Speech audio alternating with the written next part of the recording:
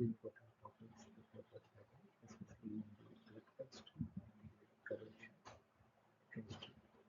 To understand the stability of the metals, this Pourbaix diagram is very helpful. So before discussing specific system, let's consider the basic Pourbaix diagram for water at the standard condition. STP, that is temperature is 25 degrees to 98 Kelvin and under standard atmospheric pressure. So you can see this plot where pH is plotted on the x-axis and potential is plotted on the y-axis. SHE stands for standard hydrogen electrode. The potential scale ranges from -1.5 to 2 and above. So I also got the neutral voltage, that is zero potential, and the pH scale varies from 0 to 14 and 44. So also higher pH reading has been represented just for diagrammatic representation. So in this diagram you can see three zones, starting from the top zone where you can see that oxygen is stable, in the middle region water is stable, and in the bottom region below 0 volt hydrogen is stable. When you look at the zone where oxygen is more stable, it is due to this specific reaction that is called water oxidation.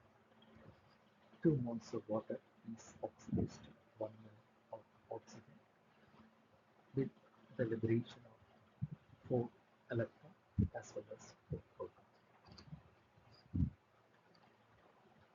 In the case of the middle zone, there won't be any water oxidation or hydrogen evolution. So this is due to the thermodynamic constraint. So this particular potential is 1.23 volt thermodynamic potential, above which water oxidation happens. So below this 1.23 volt and close to the 0 volt, water is relatively more stable. So whatever the potential that is required to oxidize the water above the thermodynamic potential is called as Pourbaix potential.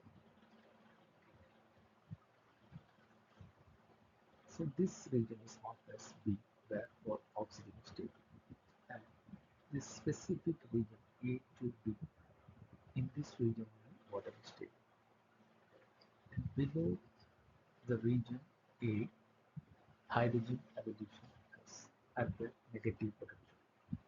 So this hydrogen evolution reaction is a cathodic reaction, whereas oxygen evolution is the anodic reaction. Simply you can understand from the sign of the potential. When the sign is positive, then it means oxidation and anodic reaction. When the sign of the potential is negative, it signifies the cathodic potential and also reduction reaction. So 2 moles of proton will be reduced to hydrogen with the consumption of 2 electrons. So in this zone, hydrogen will be stable. So this basic Pourbaix diagram for water at standard condition gives you an idea that just small, not like other metal or something, how water is stable and which potential range and which period water is stable, and above particular potential how the stability of the water is perturbed due to oxygen evolution reaction and due to hydrogen evolution reaction. Now we will move on to the Pourbaix diagram of a specific metal. Before that, I would like to discuss some of the important points about the Pourbaix diagram. It is simply a plot that provides valuable information about the electrochemical stability of different Dirac states of an element as a function of pH. So it is a plot of potential versus pH. I can say pH versus potential plot, vice versa. This diagram is essentially nothing but a phase diagram that maps the conditions of potential and pH in aqueous solution where different metal species are stable. So you can determine in which pH range a particular metal is stable and in which pH range the particular metal is not stable. So you can find such valuable information from the Pourbaix diagram. This map considers the important parameters like voltage and solution pH. Mainly from this diagram, you can get a valuable information like the possible electrochemical corrosion reaction that can occur for a specific metal or a particular metal. It can be iron, aluminum, cadmium, zinc, etc. As such, if you look at a Pourbaix diagram, you can read much like a standard phase diagram with different sets of axes. There are three sets of axes: one is horizontal, vertical, and the slanting. We will discuss about the axes and what they stand for in the upcoming slides. You should note that similar to phase diagram, they do not allow for reaction rate or kinetic effects. Also, beside potential and pH, the equilibrium concentration are also dependent on temperature, pressure, and concentration. Which means that when you vary the temperature, pressure, these are external factors of a system. If you vary these two factors, then that can alter the potential and pH. Particularly, they will alter the equilibrium concentrations. So there will be a change in the Pourbaix diagram. And concentration is an important factor which or a parameter which influences the Pourbaix diagram significantly. If you generally look at the Pourbaix diagram, they are most commonly given at room temperature 25 degrees Celsius, atmospheric pressure 1 atm, and for a molar concentrations of 10 to the power minus 6, 1 micromolar concentration. If you change any of these parameters, it will yield a different diagram. So please note that if you change any of these parameters, either temperature or pressure or molar concentration, if you change any one of these parameters, then it will affect the Pourbaix diagram and it will give you a different diagram. So you have to precisely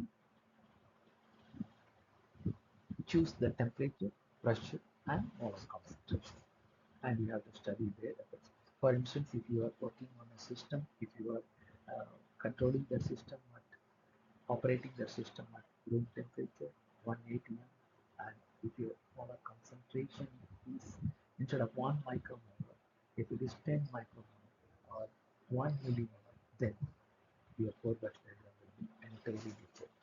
So keep in mind that point. Okay, now how a Pourbaix diagram will look like for a metal like iron. You got this protection region, you got this passivation region, and also the corrosion region. So it's basically a pH versus potential plot. So pH is represented in the x-axis and potential is represented in the x-axis. And there are certain lines. Pay attention to the lines like horizontal line, vertical line, and slanting line.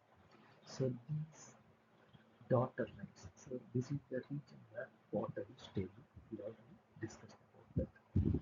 And three major zones are present in the Pourbaix diagram: corrosion, passivation, and protection. So this protection can be of two types. One is anodic passivation or anodic protection, and cathodic protection or passivation, depending on the potential. If the potential is positive, then it is anodic passivation. If the potential region is negative, then it is cathodic protection. Basically, the horizontal lines in a Pourbaix diagram represents redox reaction, whereas the slanting line represents the acid-base reaction, and these are the parts of the diagram where two species exist in equilibrium. For example, here Fe2 plus Fe exist in equilibrium. If you look at this zone and this line, Fe2 plus and Fe3 plus are in equilibrium like that. Okay. Now let us discuss the Pourbaix diagram of iron at a specific concentration, that is 1 millimolar, and we are going to talk about what are the stable species and what are the unstable species present and how they are formed depending on the pH and potential. So the pH scale ranges from -2 to 16. This is on a wide scale basis. And here also the potential ranges from -1.2 to 1.8. So like 0.4 voltage increments. Here also the pH scale is 4 unit increments. Now, as I told in the previous slide, look at these zones in the Pourbaix diagram. There are three zones. One is corrosion, there is another corrosion zone, and passivation and humidity zones are present. So you have to mark these four zones in the three zones basically, but two corrosion zones are present. You have to mark in the Pourbaix diagram. Usually in the more negative potential like -0.5 to -1.2, iron is present in the solid form. So immunity is there, immunity zone is there, no corrosion is occurring. But when you move to the corrosion zone, obviously you have to increase the potential like -0.52. You have to increase up to 9.8. So what will be oxidation as well as slightly the reduction region is covered. So in this one, hydrogen evolution will be happening. And also for ease of understanding, the numbers have been given like 1, 2, 3, and 4 and 5. So this will be related with the corresponding equations. Okay. First, let us see the redox process, the horizontal line, the one that corresponds to the reaction 1. Here, iron will be both in the Fe0 state, metallic state, as well as the oxidized state, Fe2 plus ferrous ion will be present in this particular potential region. And the pH ranges from -2 to close to 7, neutral pH. So you will have this iron species. At the same time, you are having a vertical line. So here also, as I told, redox process as well as acid-base process, pH dependency will be there. Fe3 plus, and we also got this Fe2O3 will be present.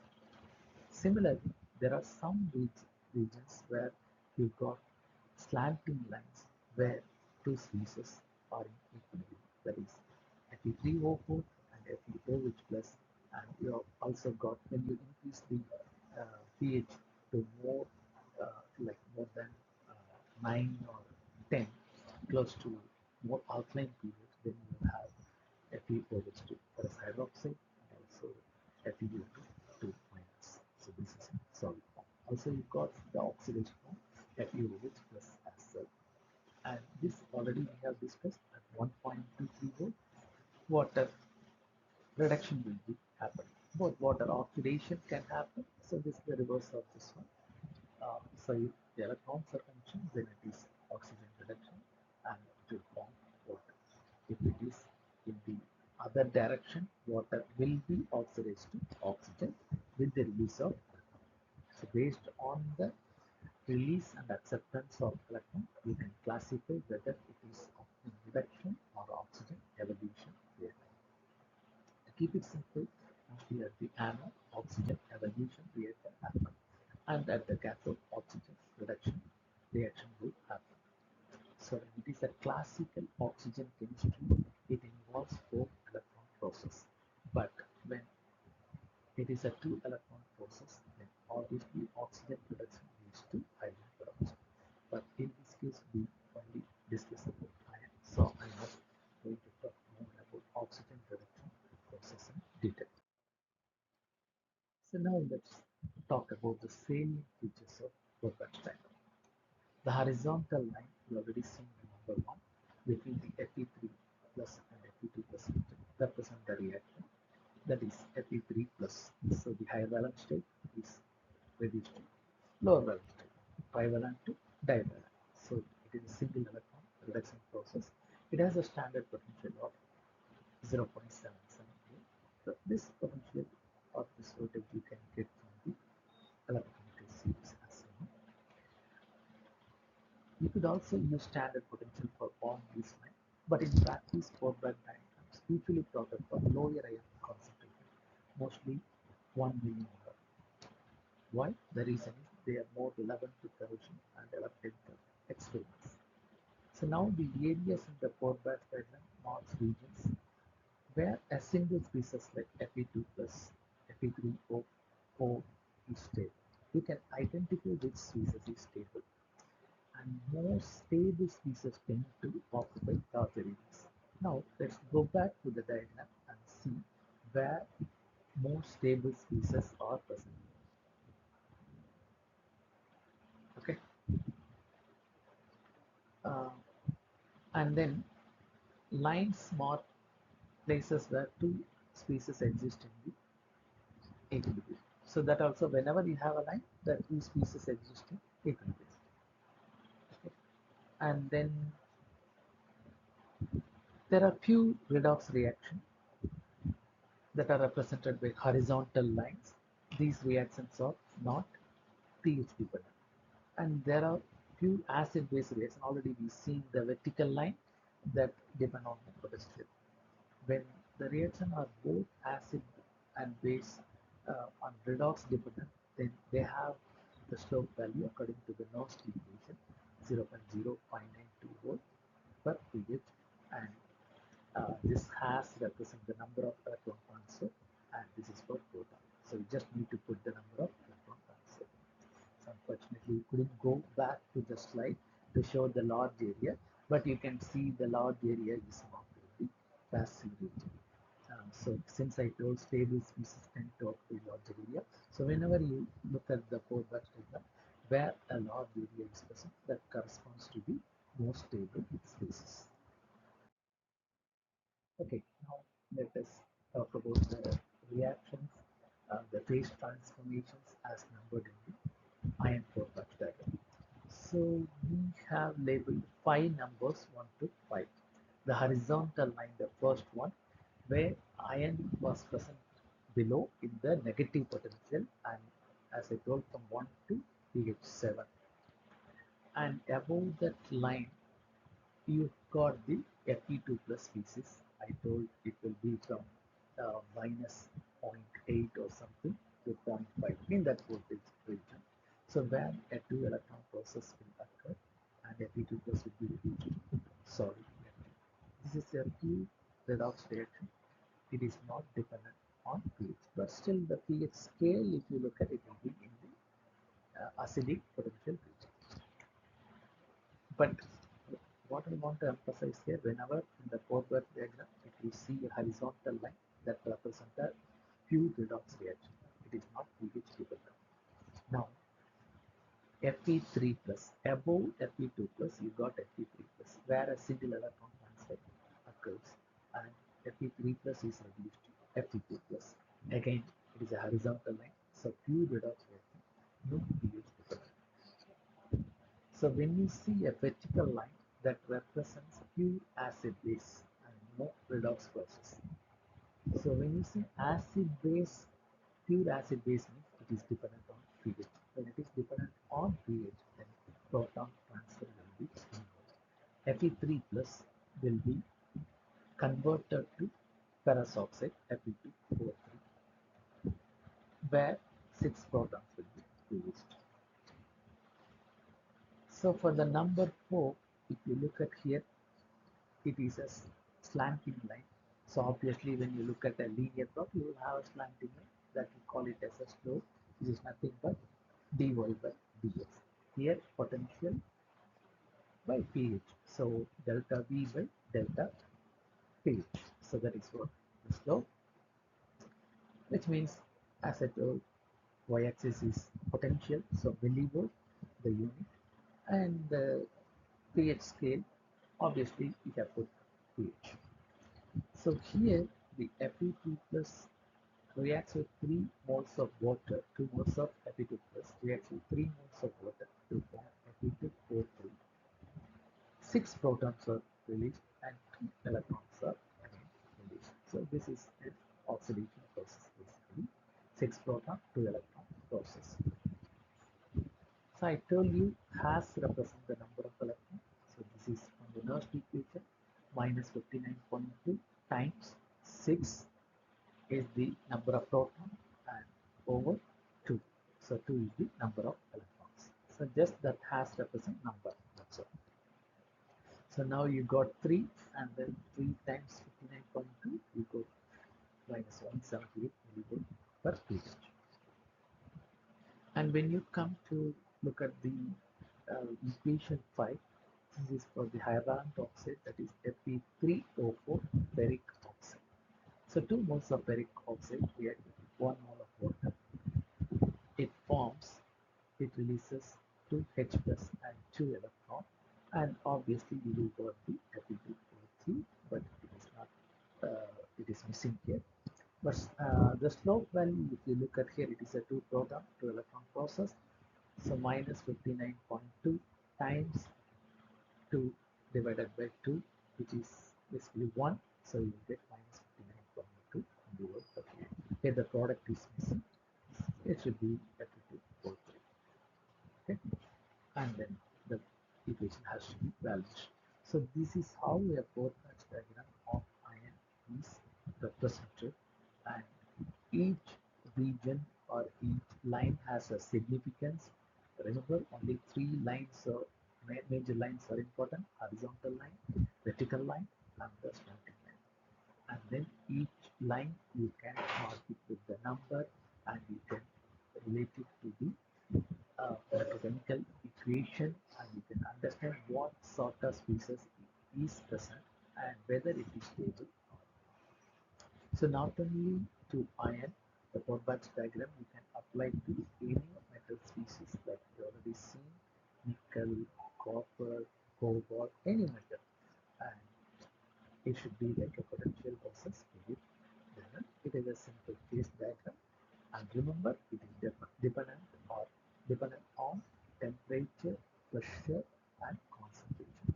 Generally, 1 millimolar concentration usage, lower or higher concentration will change the phase diagram, as well as stability of the species will also be altered.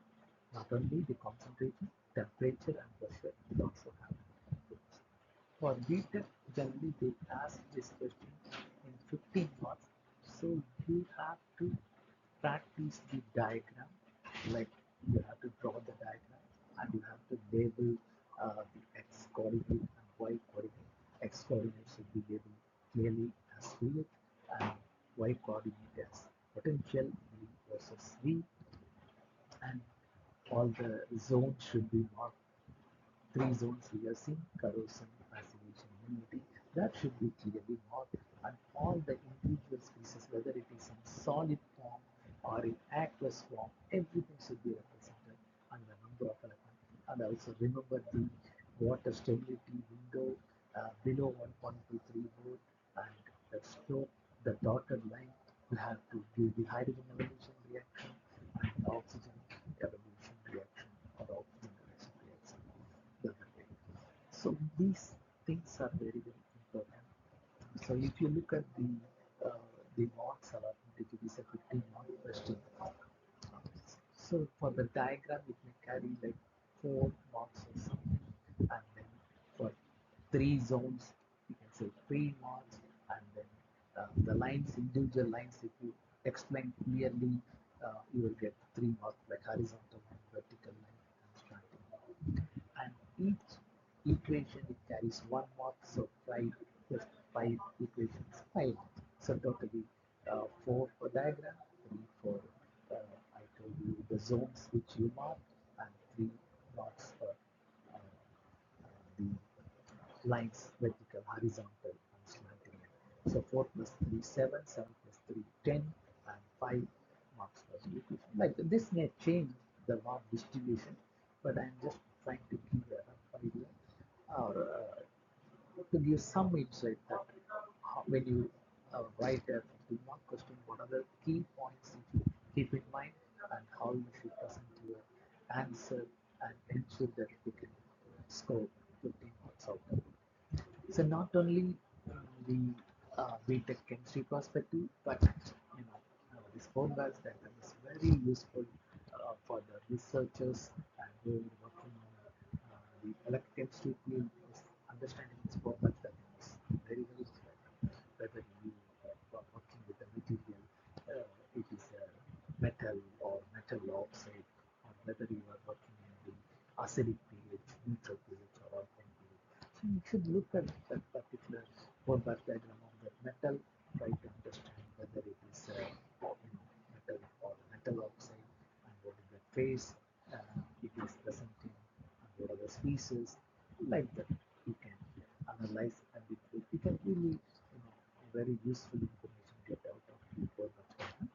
So with this, I will finish this lecture.